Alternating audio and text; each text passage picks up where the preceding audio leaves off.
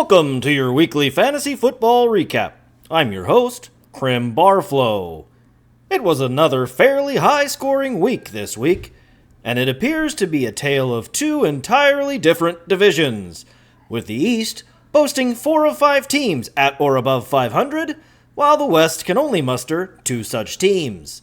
The lone eyesore in the East belongs to Team Hotlogs, who continue their downward spiral. By the slimmest margin of 3 points, Logan was unable to overtake Dalton and Olave Garden, thanks in large to another 35-point performance from Saquon Barkley. This marks 5 straight weeks without registering a point for the Hotlogs, while Dalton remains at an even 500.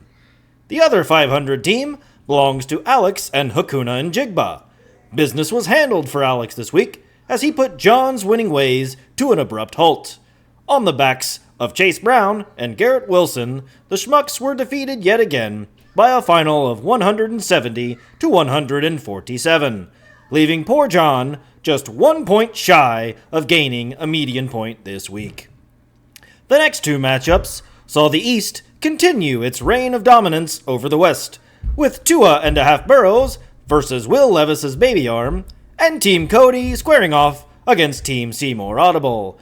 The former saw Mike blow past Grant, 179 to 133.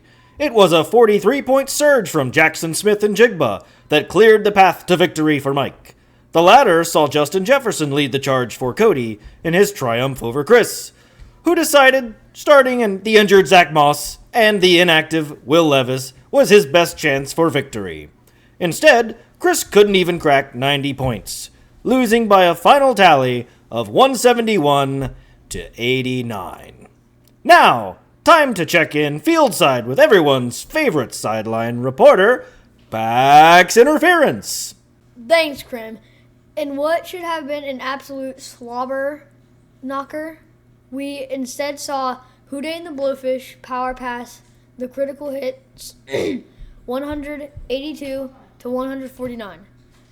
This is yet another week in Chuck scoring the most points, and this makes 2 straight weeks with only a median point for Derek.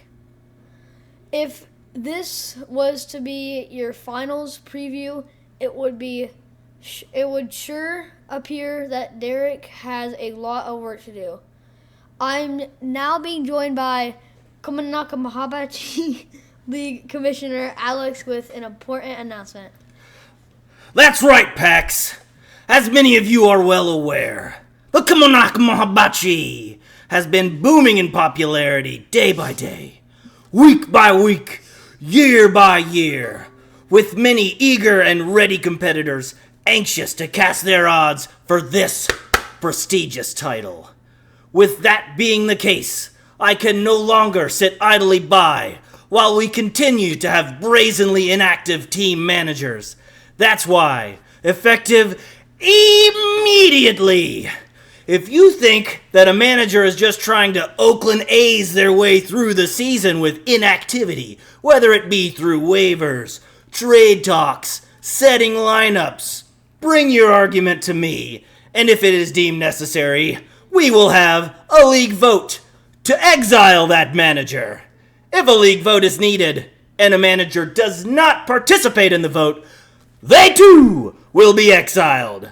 No longer will we allow these parasitic subhumans to pollute our hallowed battlegrounds.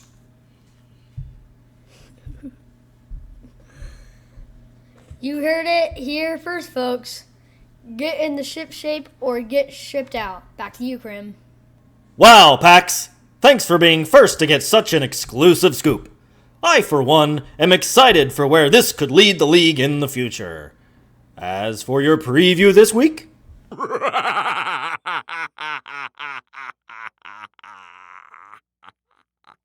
As always, best of luck next week, competitors.